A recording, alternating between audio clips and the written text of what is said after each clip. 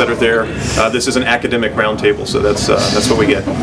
So I'll start. I'm Jeff Chasteen. I'm with Kennesaw State University, and I guess we'll introduce. Do we just want to go around all the way? Sure, why not? So, Ian Schreiber, RIT, professor. Warren Spector, Dean of Sam's Gaming Academy, University of Texas at Austin. Maybe I am not a panelist, but maybe if you guys can also highlight how long you've been teaching, or how long have you been a professor as well. Oh yeah. Give a little bit more to us. I'm not trying to be a moderator, but I guess I'm going to be. 1998 is when I started. Nice. I fell into teaching in 2006 and fell into the game industry 6 years before that. I'm the new kid. October of 2013. Yep. And the first year was designing a program, and so August of 2014 is when I started actually teaching. Although I taught at UT 20 years ago. Long time ago. I'm Rick Gessick from Kennesaw State. This is my third career. Did 20 in the Marine Corps, did 14 teaching high school math and computer science, and I've been with Kennesaw for coming up on 5 years now. Maybe what motivated you to start teaching about games, or is there more? Instructors. I think we have a lot of folks that are here. Okay. We want to keep going. Who's the next professor? Am I next? I guess you're next. Okay. You want to know when I taught my first college class? 1976. Huh? I was alive then. I was alive too. My PhD in 1980. That's when I started teaching at a professor's position. I guess I've been a professor 35 years. I'm an old guy. That's how long I've been making games, wise guy. I'm a Georgia Southern. Yeah, forgot to say that. Well, I'm Mike McGill. I'm the Warren Institute. Warren did the pizza final. I've also had 3 careers. First, I was a master's in counseling, it was in mental health, and then lately we returned got into animation, television type stuff, motion graphics, and so forth. And I also then fell into teaching in around 2000. Anytime I got first, and I had twins. But anyway, so I've been nurses. Scott Tippins, I teach at KSU. Used to be I'm not a gaming instructor. I teach pure engineering type courses, so somewhat right. I've been teaching for 23 years, so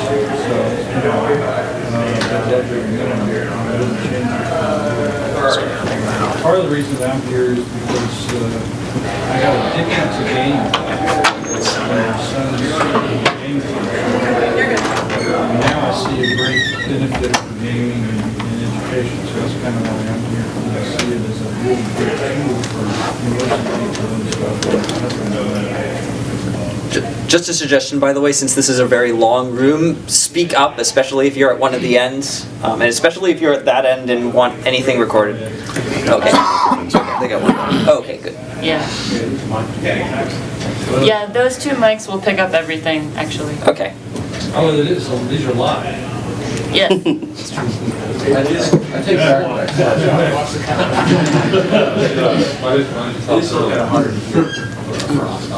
Right.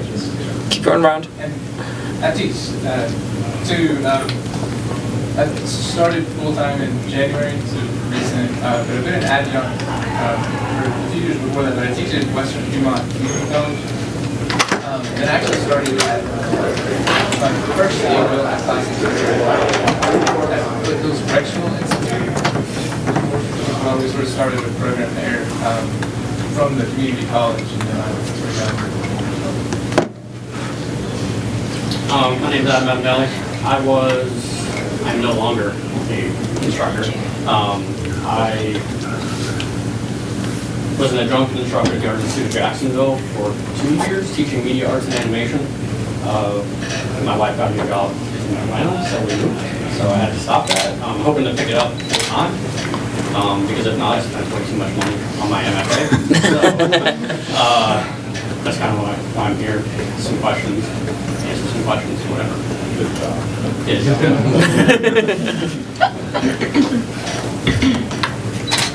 Me? Yep. Rodrigo Bando, I teach at Columbus State University, Georgia, in Columbus, Georgia. I've been teaching since 1999, so I'm younger than you. I'm an electrical engineer, and I used to work for NASA, and I like simulations, so I like games as well. So I started a games track at the Columbus State University, and I teach computer graphics, game programming, object-oriented design, anything that has to do with that. So, there you go. My name is Hoda Merhouia, and I'm also a professor at Columbus State University. I started in August of 2014, and my master's in computer science. I have a PhD in mechanical engineering, and I do teach mathematical modeling and simulation at Columbus State. Cool. So what's our first question? I am not officially a teacher, but I do teach drums. I'm a musician full time, but that is my full time day job. But I do teach kids drums, so that's the closest I can get to being a drums. Like, yeah, no, I didn't say musicians. I said drum, but I mean, most of us here are interested in becoming an instructor, obviously related to games. We just heard your story about where you got started in playing games. I was gonna, if I'm gonna moderate this, I was gonna just pass that same question back around to everybody else. What got you into games? What were your influences, and what made you want to teach about it? You want to go first? Sure. So I mean, I got into games. I've been playing games my whole life. It's been hugely influential in my life for a number of reasons. So I always knew, even from a young age, that I wanted to make games someday. I didn't really know how to do that, and school didn't really teach me. So I kind of had to learn a lot on my own by accident. So I started out I also had 3 careers. My first one, I was a programmer for a medical database company, and then I kind of was just playing this online game, got to know was just part of the community, got to know the developers really well. They had a job position that opened. I managed to apply and weasel my way in there, and that was kind of a huge life change for me. Realized that, this is what I actually wanted to do. And somewhere along the line, I've always kind of liked teaching, and even when I was in the game industry, I did a lot of mentoring of nearby students, and I always enjoyed that, and so I always like teaching. And there's a lot of parallels between game design and teaching anyway. So teaching naturally appealed to me, and I kind of fell into that when my wife went to grad school in Columbus, Ohio, which didn't really have a whole lot of game developers, and it was like, I can leave the woman I love, or I can try and do something else that's not games and hope that my career isn't completely dead. I'll take column B. One thing I love about it is, I'm talking to, constantly to people who are exactly where I was when I was 18, 19, 20 years old. And I have the experience that I can talk to the equivalent of my past self and say, okay, here's how you get to where you're going 10 years faster than it took me, because I just didn't know what I was doing. And if I can save 10 years on the life of every student that I talk to, that's a lot of lives saved. I'll try to reduce it, because it's one of those things, it's easy to relive the glory days about what you did and then go into a 45-minute spiel, so it'll be fast. I had a VIC-20, you guys probably don't know what that is, followed by Commodore 64. Yep. I couldn't afford a way to save my programs to any kind of media, so I had to type them in and then play it, and then the power goes out and it's all over. So I started making text-based games on the Commodore 64 and tried to do some graphics, but that didn't work out so well. Kind of fast forward, I went through and then finished out a PhD. And the reason the PhD was necessary for us, I was told, hey, if you want to do this long term, this is something that you need to pursue. And so depending, I guess, on the school that you go to, that might be something, you have to have a reason to finish that thing out because it's not fun. And that my reason was because I wanted to teach and I wanted to do computer graphics and gaming. And so long-term trajectory, I went in and finished the PhD so I could teach. PhDs can be fun. They can be fun. I wrote my master's thesis on Warner Brothers cartoons and was following a similar trajectory when I was working on my PhD. It could be fun.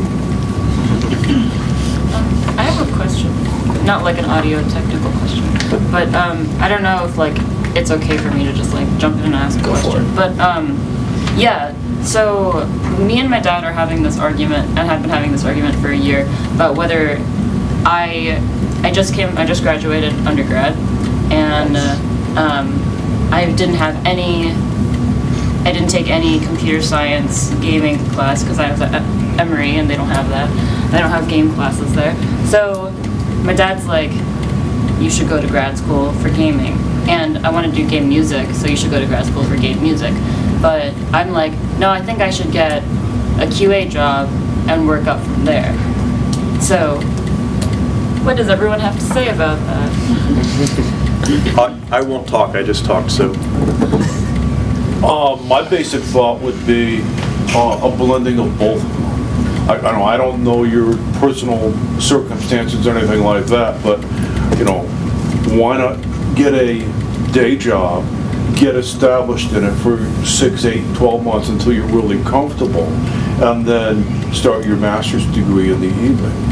Well, I can't say for all the colleges around, but probably most of the grad courses are late afternoon or evening classes, and then you could be taking care of both ends of that. It's tough to be a QA person and not have your evenings free. I'm sorry? It's tough to work in QA and not have your evenings free. There's a lot of late nights in QA. Yeah, but at the same time, I just did that from 07 to 09. I was teaching full-time at Walton High School, going through teaching 5 courses and then doing a 6 to 9 hour load per semester to get my master's. It's not something that... It's the job that would be the hard part. You wouldn't get a QA job if you were saying I have to leave at 5 o'clock every day for classes. I mean, you literally wouldn't get hired. It's not going to happen. It's also kind of hard to eat and make rent on a QA salary, but most times. So that's true. And I can't think of a single example of an audio person coming out of QA, to be honest. I usually tell people get a job in QA because you get to interact with the rest of the development team and show them what you got, and the people will hire someone that they like and who they know and everything. But I can't think of an audio person who came out of that. I actually can't even think of any game audio focused master's programs. Yeah, do they exist? There is one. There is? In Where? Spain. Okay. How's your Spanish? Strangely enough, I can actually speak directly to this, and I'm surprised how we can answer a question like that. My son just graduated from a program in San Francisco called Pyramid. He spent a year there learning how to do electronic music composition. And their biggest customers there are game developers, studios. He interacted with people from a wide variety of studios and helped people who were working on audio and games, like it was one who was referring to World of Warcraft, that kind of stuff. So that might be another focus. Instead of limiting yourself to 2 choices, you might want to open up to a third possibility. If your passion is music or games, then there are other alternative pathways. And there are also contract audio houses, and you might be able to get a job doing what you want to do right out of the gate if you're good. Kind of off that, what about master's programs for media composition? How do those relate to game composition? Because I feel like there are master's programs for television and other media. Yeah, there are some that are composition for visual media, which is film, TV, and video Yeah. games, but it only has one class on games.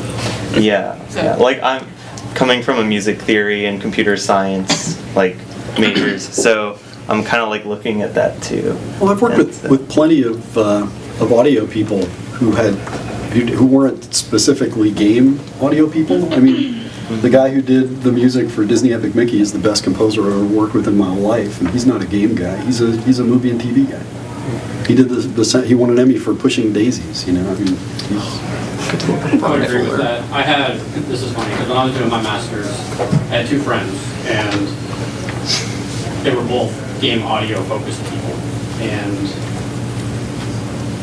one was in the game department, and one was in the sound department. And while the person in the game department understood like how to work in engine and everything, you could always tell that his sound lacked.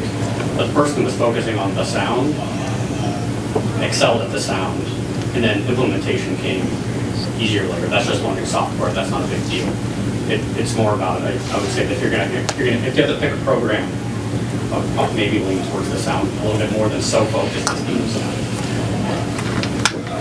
One thing I would add to this, because you're talking specifically about industry, even though this is supposedly a panel about going into academia, and this is actually one big difference between the two. In industry, for the most part, academic credentials don't really matter. What matters is, can you help us make a great game? If you can, then, and you have the skills and you have the portfolio to back it up, then you might have no degree at all and still be fine if you have a really amazing portfolio. So if you are looking towards industry and thinking of grad school as a path to that, be very clear on what your goals are and what you want to learn in grad school that you can't teach yourself and that you don't already know, and make sure that the program that you're looking at will teach you those things. For going into teaching, academic credentials matter a great deal.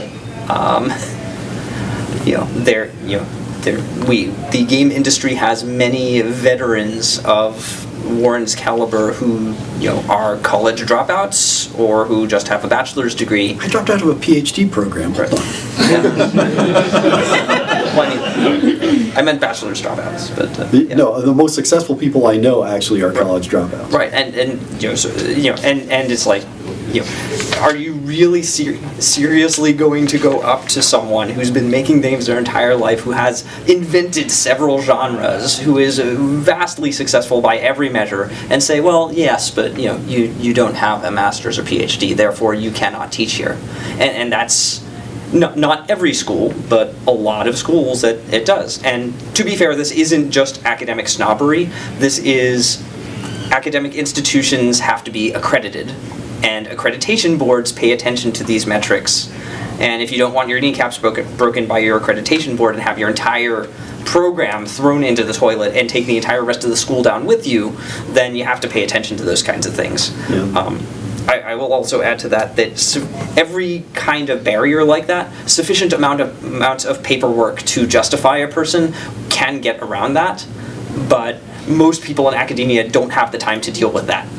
So if you're interested in academics, looking at grad school just to have that credential is something that should be a very strong consideration. Yeah, at the University of Texas, my program is a certificate program, so I have freedom that other people who are more tightly integrated into the university don't have. So I have two staffers, neither one of whom has an advanced degree, but like one of them is a 16-year Microsoft veteran, the other one's been a line producer for 15 years. And they're both working on master's degrees now because I'm trying to bring the program into the university. And at that point, UT also said we can get around this for the right people, but I think I'm not exaggerating, I think they said there were a dozen people who are actually professors at the University of Texas who don't have an advanced degree of some kind. That's a lot. Wow. Well, there are 50,000 students. Yep. You have an instructor of record, and then you can allow them to teach. But the accrediting boards do interviews with students, and if they catch wind of that, then they'll start stepping on your toes. Yep. Which I'd also like to make a clarification because, we keep saying PhD this and that, but it's actually a terminal degree, and it depends on the area that you want to go in. So sometimes an MFA is enough, depending on what you want to go in. I'm more on the computer science side of things, so PhD makes sense, but MFA is terminal for a lot of different fields. Yep. I should explain for someone who doesn't. Is there anyone who doesn't know the term terminal degree? Because it doesn't mean a degree that kills you. Well, this is gaming, Well, this is not supposed to. Yeah. Just means the highest degree in that's offered at that school in that field. So, yeah, MFA is usually. I have an MFA, so because it's faster than a PhD, slightly.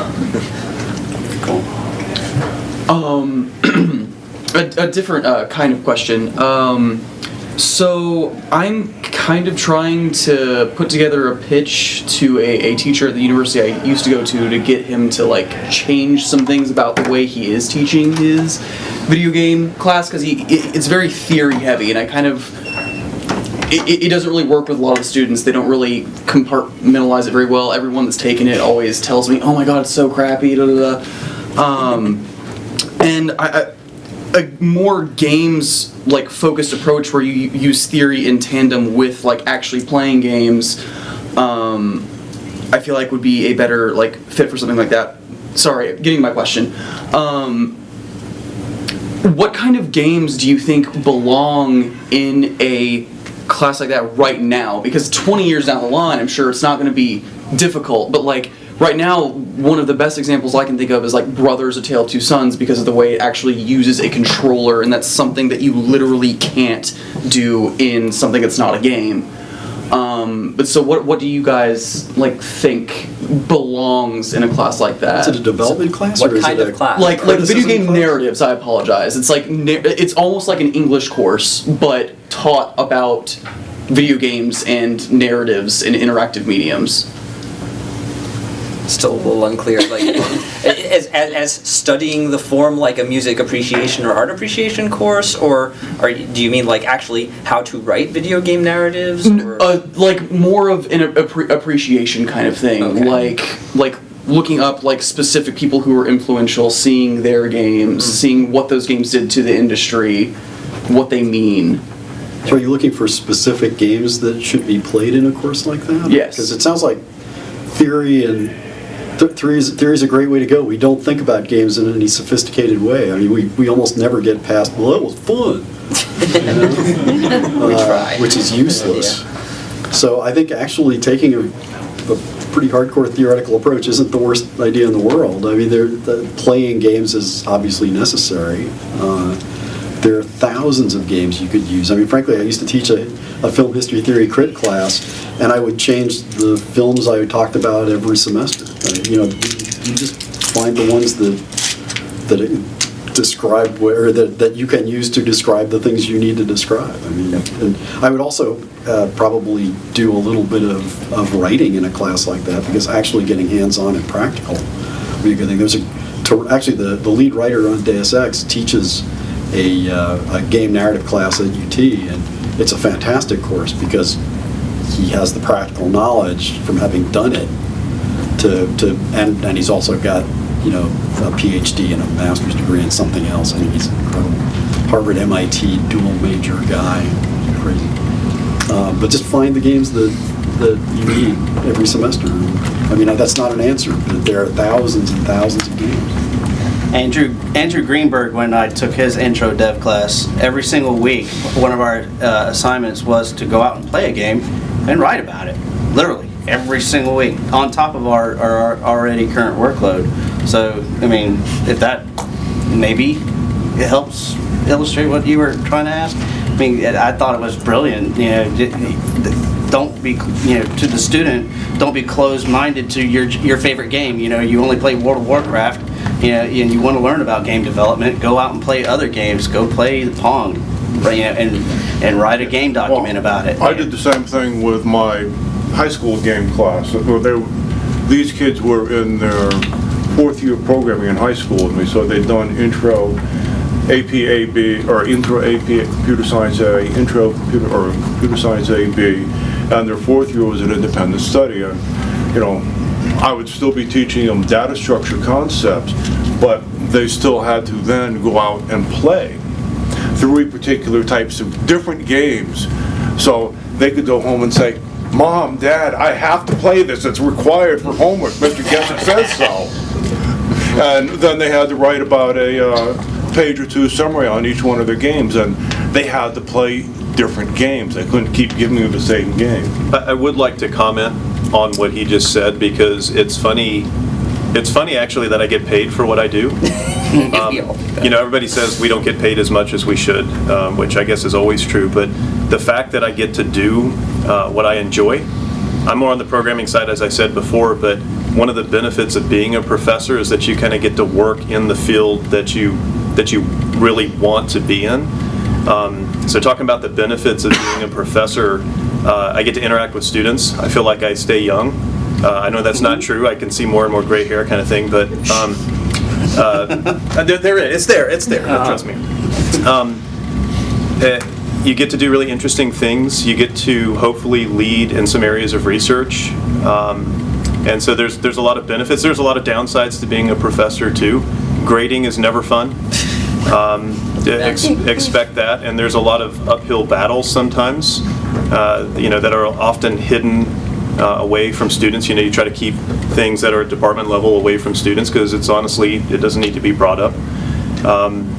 I don't know, I don't want to change the subject and discussion too much, but I was just trying to think of, you know, I almost wanted to say, why do you want to become a professor, and kind of go around the room, but I know that would take a long time. So I just think it's one of these kind of, there are some fantastic things about being a professor, and there are some things that are not so fantastic, and I think that's true with any job. I'm not sure it's directly relevant, but some stuff is going through my head right now. I mean, if you want to be a professor, it sounds like, get a degree, because you're going to need it, right?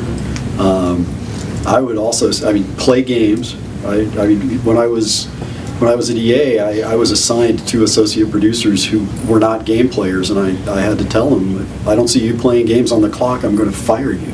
You know? And it should be the same for anybody who wants to teach. If you want to teach something, you better know it, right? So play lots of games, and don't just play your favorites. And the other one I would say is, even if you're teaching a history theory crit class, make games. Yes. Make games. If you can't make them, you can't teach other people how to make them. You know, so get Unity, or get Unreal, or get Game Salad, or get Game Maker, or get something and make some games. I would even go one step further than that. Just my experience with students is that, you know, 90% of your students, they're coming to your game-focused program because they want a job in industry, which means they want to talk to people who have been in industry before. Go to industry first, if at all possible. Get a job working for a game company. Then when you go back into academia, you have that real-world experience you can draw from. You have contacts and a social network embedded in the industry that you can draw from. It's hugely beneficial when you get that one brilliant student to be able to have half a dozen people that you can say, no, you really want to hire this person before they go on the market, and have them snapped up. You know, you want your letters of recommendation to matter, because, you know, people out there know you and respect you. It's a huge benefit to being taken seriously by your own students. And those of you who are students, think about which professors you've had game classes with that you respected, and which ones that you didn't respect, and why. That's awesome. I love it. And it kind of drives my personal next question. For your students as game teachers, if anybody else has a question, please jump on me. But what is the biggest misconceptions that you have found your students have within the game industry? That they're going to get a job. Yeah. I used to get 100 resumes for every open position at Junction Point, and at Blizzard, I was talking to some folks over there the other day, and they get thousands of applications for every single open position. Yep. I mean, the reality is, most people who get a degree do not use that degree in their professional life. I mean, how many RTF, radio, TV, film majors actually end up making movies? Like 3. You know? So the key is making sure you're teaching people skills that they can take into whatever they end up doing, right? I mean, I'm not making movies. I got an RTF degree. I'm not a speech communications person. Anyway, make sure you're teaching them skills that go beyond just, here's how you make a game. They've got to get more than that out of your class. Yeah. Which I think speaks to what you were saying, absolutely right, is don't be in a hurry to get into teaching.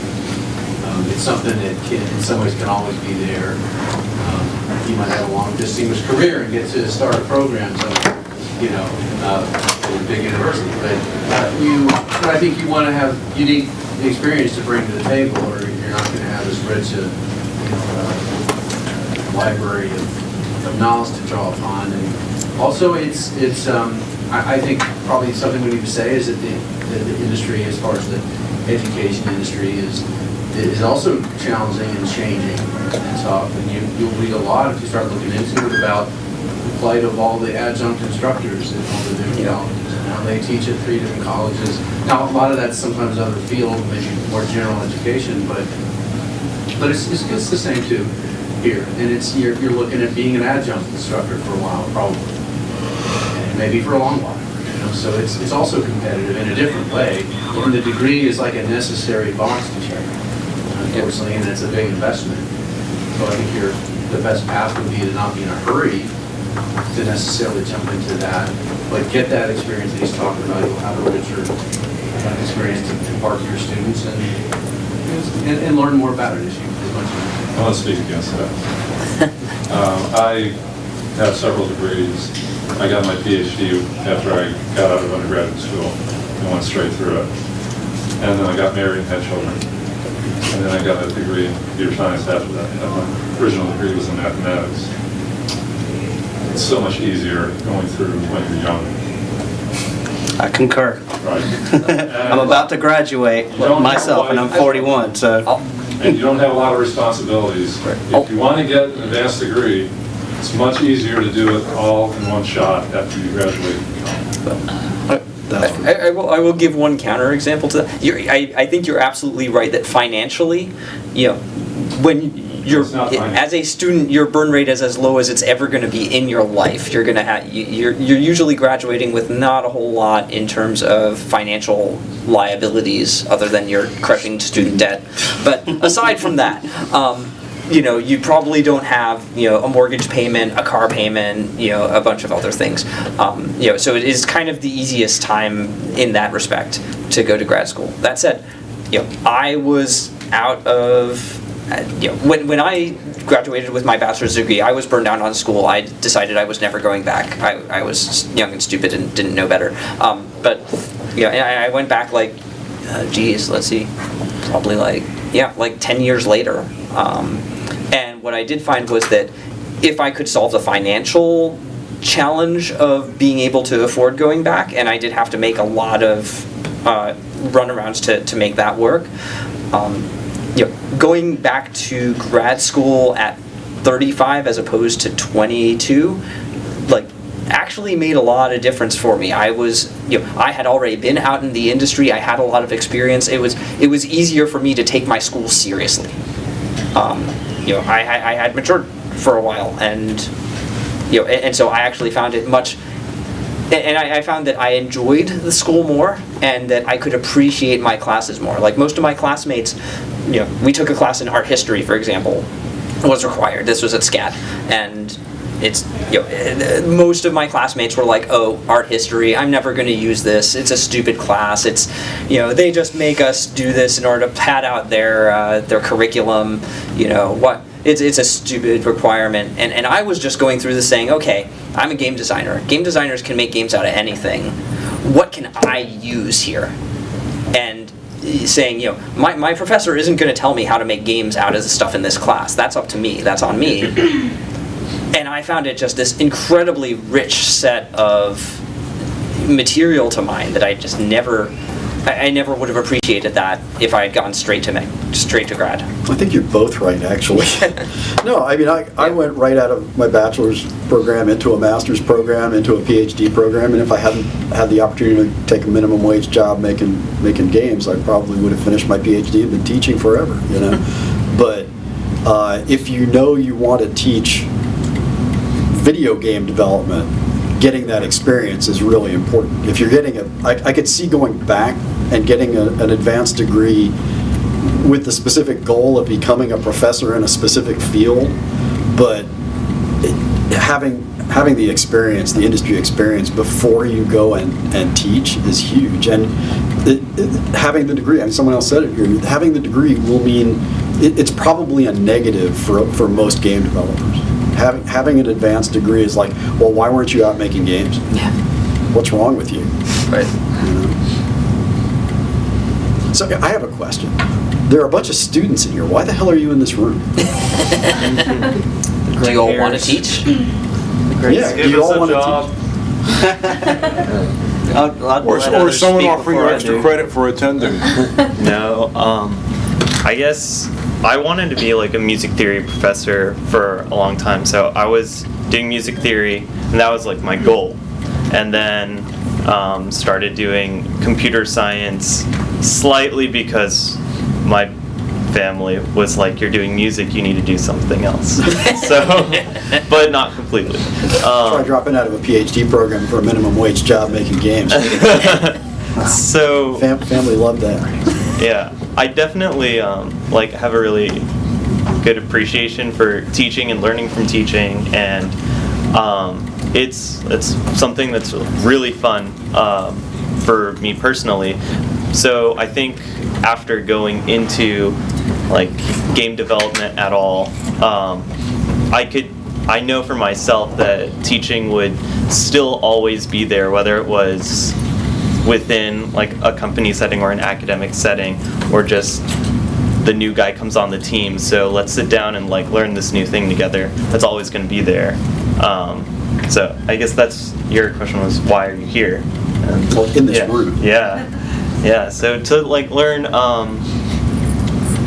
is it a passion for teaching, or is it this is something that always comes along with the experience?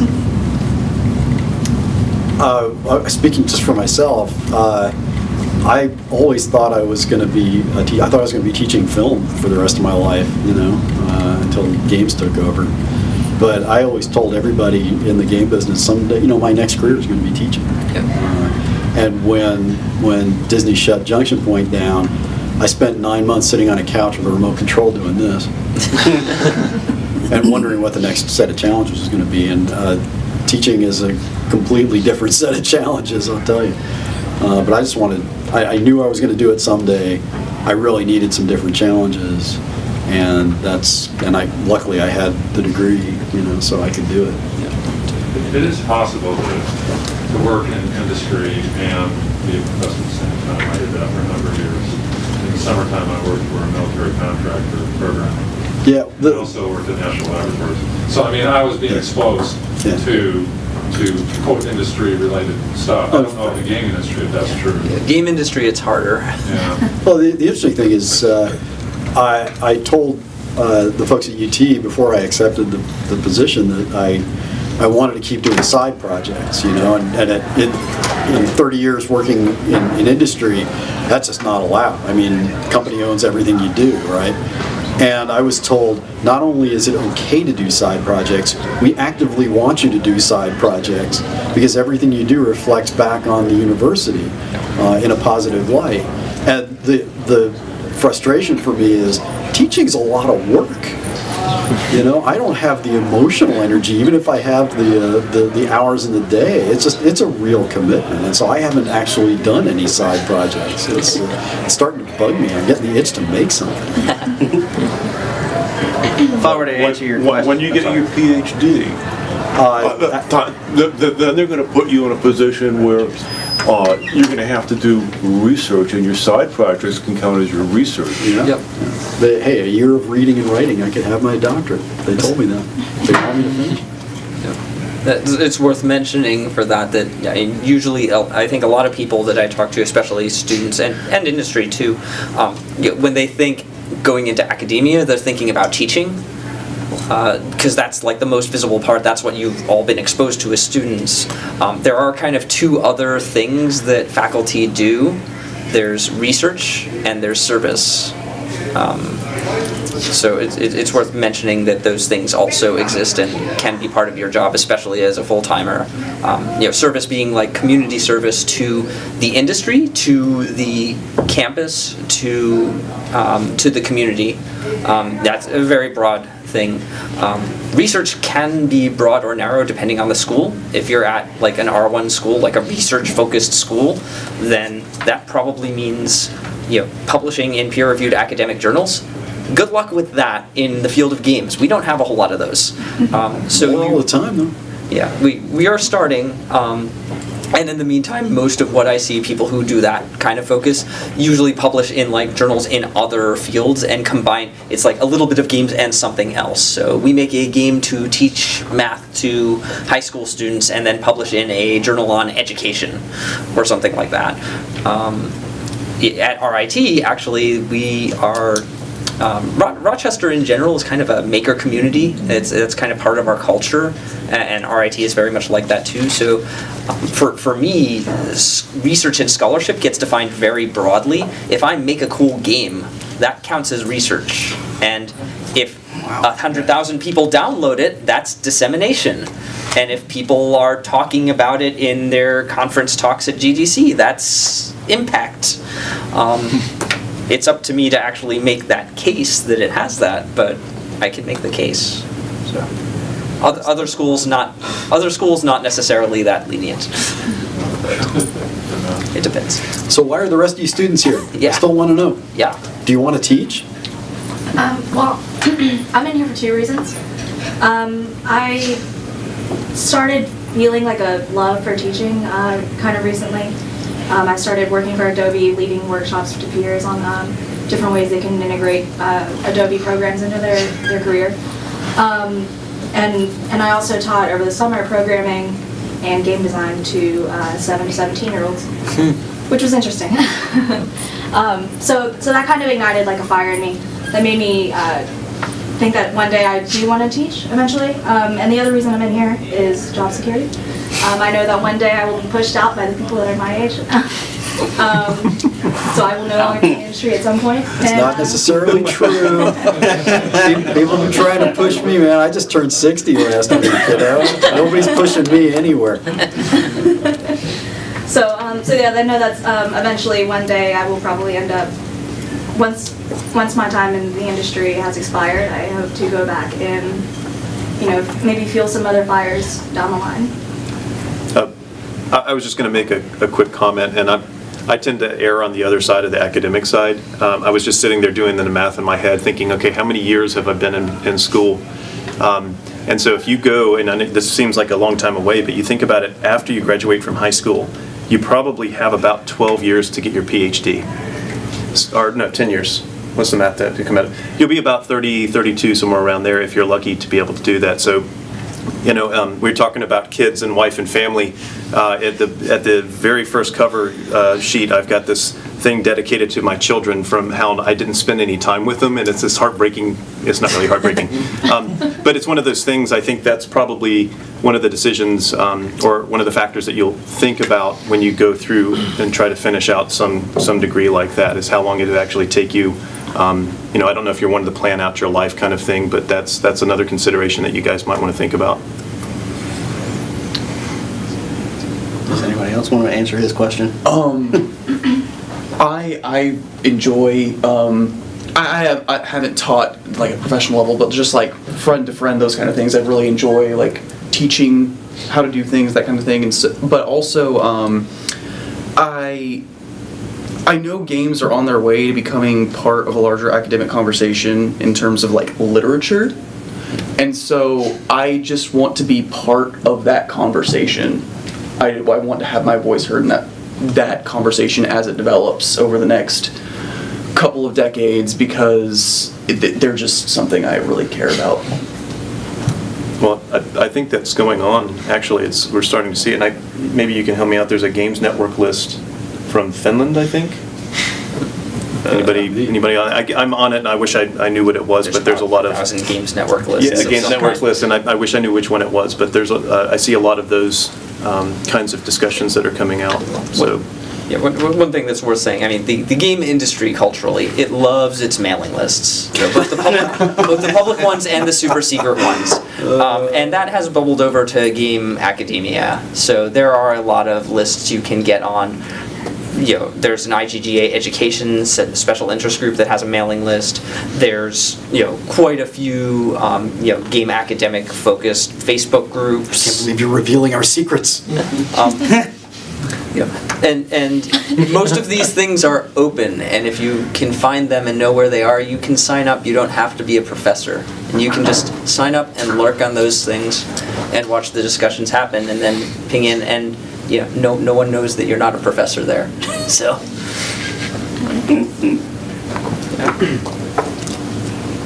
So who wants to be a professor here? Raise your hand. Right. Yeah, the bold, blunt question. Yeah. Given that that's kind of how the session was worded in its...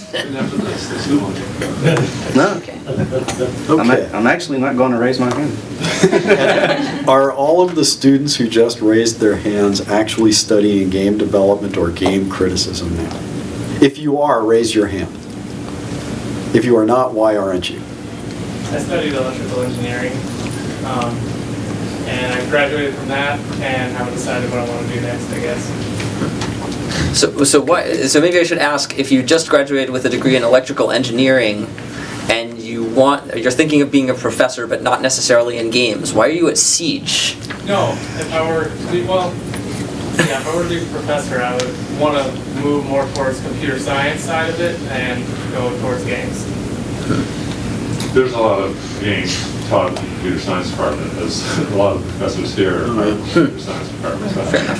So that is a way into teaching the programming aspect of games. You're not going to be doing necessarily creating games, but it's more the technical side. Well, actually, computer science at the University of Texas has 4 classes. It's a way to draw on students. A game, yeah, it's great for making money for the department. Oh yeah. But two of those, one of them is a game engine development class. One of them I can't remember now. The other 2 are you actually make games. You make a 2D game in one, and you make a 3D game in the other, and that's in computer science. So there's a fair amount of activity. Yeah. In RIT, I don't think our own building for crying out loud. Yeah, I don't think our computer science program actually has any game-focused classes, because we have a game design and development major, and that's where all those things live, and departments can be political and not want to step on each other's toes. Yeah. I thought 7 years at Disney had prepared me for politics and bureaucracy, and I was completely wrong. By the way, anybody who's thinking about a career in academia, get ready. Forms in triplicate to buy pencils. You know, no, you can't talk to the dean of that college. Talk frankly to your professors about what that other part of their job is like. Because they're people. They probably got into this because they were passionate about it. It's easy to miss that when you're taking classes with them. I will say this, you're not in a cubicle by yourself, like I was when I was programming. Nope. It's a very lonely job, sitting there by yourself for 10 or 12 hours a day, you know, looking at the screen. So I get to interact with people. It's much more social. Yeah. That's why I like when students come to my office hours. They actually listen sometimes. Yeah. Go ahead. I was curious, when you were talking about the other things other than becoming a professor in academia, are there any roads into a professional academia career that do not necessarily require going into a grad program? If I have a bachelor's in computer science and I'm interested in working, I actually did work at Georgia Tech, but not in a game-related environment. I was curious if there's any sort of like the research or any of that for people other than PhD students.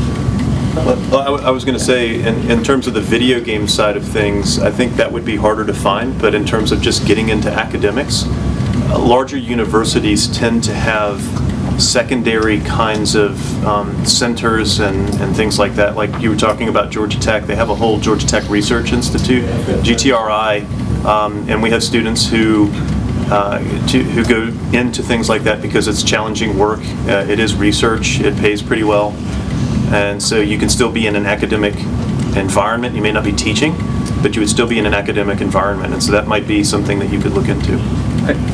I mean, you say, without being a grad student, but I could say, well, many grad students, at many universities, grad students I think, pay tuition for their grad school far less often than undergrads.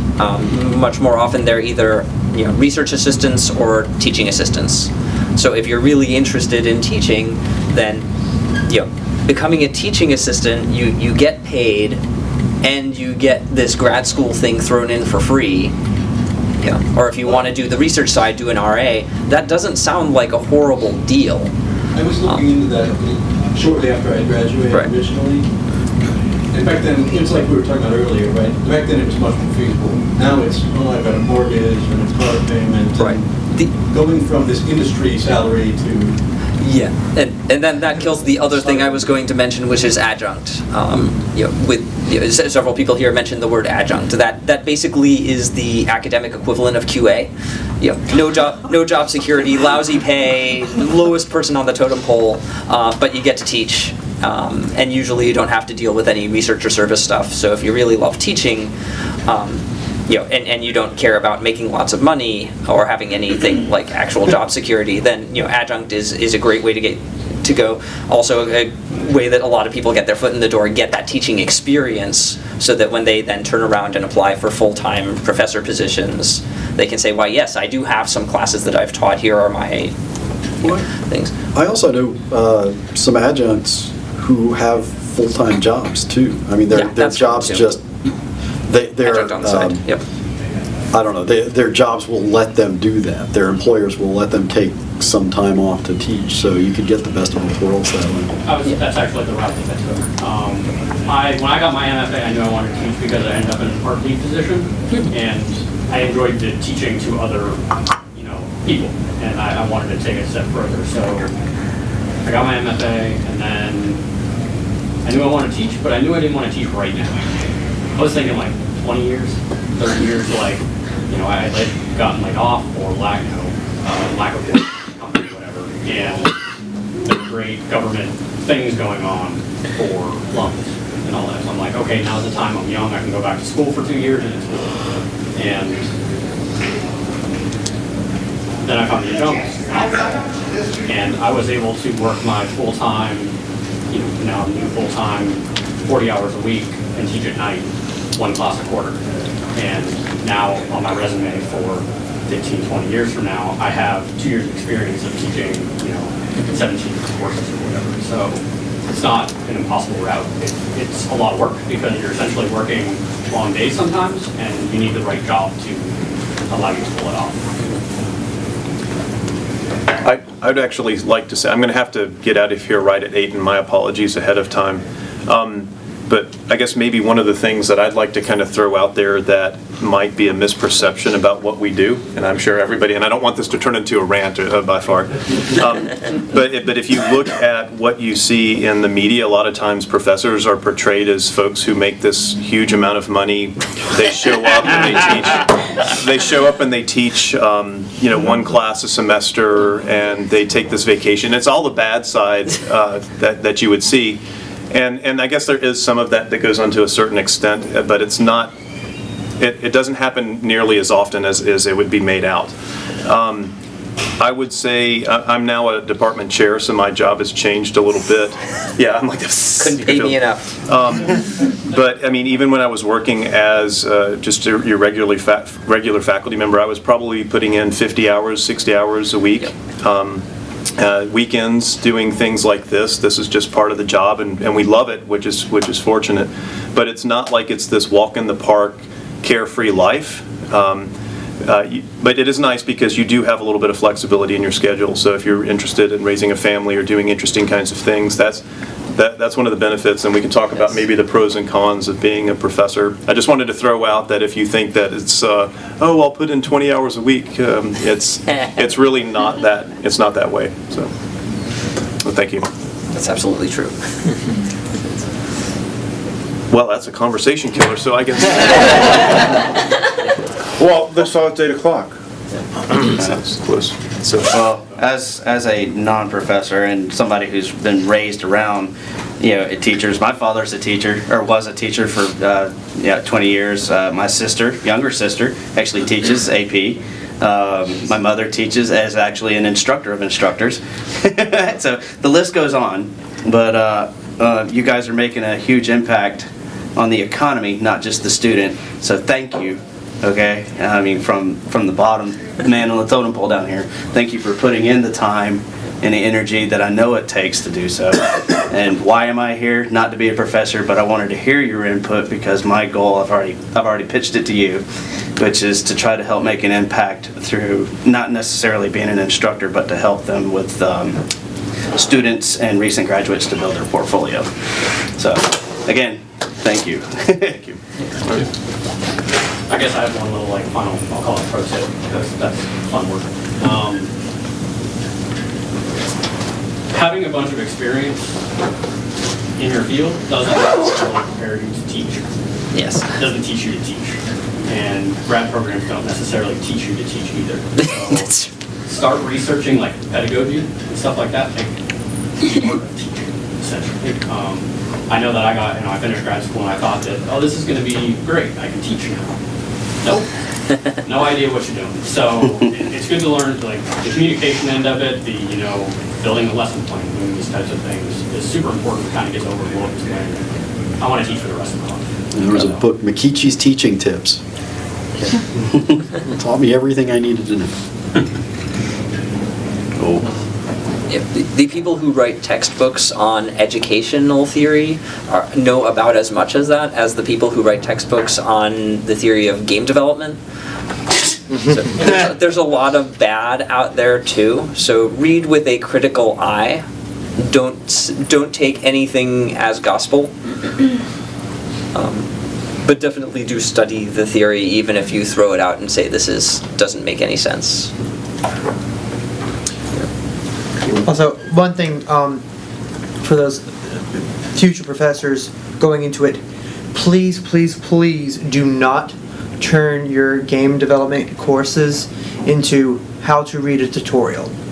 The college I went to, they provided one video game based class, and I think there was about 2 or 3 weeks where she taught us a little bit of something about an AI thing, because that's kind of her and her husband's thing. They do all this ant AI replication stuff, and the rest was us reading a tutorial on how to use Impact.js and Unity. That was the class. So make it better than that. I think for me, the opportunity to teach, keen on what you're talking about, is about making an impact. Yes. And it needs to be something you're passionate about. The old saying is, if you love your job, you'll never work a day in your life. And I think those are the people that make great professors, the ones who love what they're doing so much that they don't know how many hours they work a week. All of them is the answer. But it's not really work because you love what you do. I've had jobs. I came out of industry. I was 20 years and owned my own company in the IT world, and you can't compare salaries in the world where basically they'll pay you for however good you are with salaries you make in academia. In academia, everything's regulated, and there's a lot of rigor to how they decide it and exactly how many ramen noodles you can eat in 1 year. Is basically that sum total. But it's not something you get into because of that. But it doesn't matter. I mean, if money is all you want, then corporate world is going to satisfy that need. I'll just warn you that at the end of that search, when you've actually gotten that job that you were aiming for, it's very unfulfilling. That's not really the goal of life. There's so much more you can do with your life to really enjoy your life. Don't miss the life that's happening right now, hoping for the life that could be in the future. Really, really enjoy where you are right now. Really enjoy what you're doing. And then slowly grow towards that goal. But I think being a professor, that's what it's all about. It's investing in folks and sharing with them and being passionate about it. You love what you do. Today I had an amazing conversation with 10 kids that just tracked me to my office for no reason because I have all sorts of nerd stuff in my office. And they sit there for an hour and point out all the nerd stuff. They're like, I love that movie. I like that show, you know, and I love that, right? I mean, that's what you're there to do. So it is its own reward, and they also pay you. That's how I tend to think about it. They also pay you to get to do that job. It's not, you won't be poor either. Let's not go too far with it. It's not like you don't get paid, but it's just hard when you compare it to industry. But there are some cool opportunities you have to leverage some especially in game development. There's opportunities you have within the guidelines of your university to gather some students together and start making games and start a company together inside the purview of the university and make a dime off of it. Right? It's not impossible to do that. There are rules about it, so don't come trying to sue me. I have really good lawyers now, but understand, I mean, there's more to that industry, but it needs to be something you're passionate about. But that's the same if you're having a conversation of, so you want to be in the game development industry. If you don't love making games, I don't mean like, but love making games, and if money is your object and you don't love making games, you are definitely not in the right industry.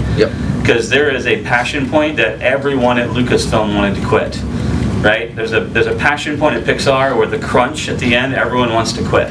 Right? I mean, that's how it goes. It is real work, and they work 42 hours per day, and it's horrible. But after that, they get to breathe. That's what it feels like. But after that, they get to breathe and enjoy it and sit back and have made a movie that changed the world, right? That impacted people, and then it's amazing. And it's the birth pains and the labor you go through to bring life into the world. So it's cool, but it can't be the end goal. So, my 2 cents. Worth $1 million. Okay. Good job, guys. Thank you.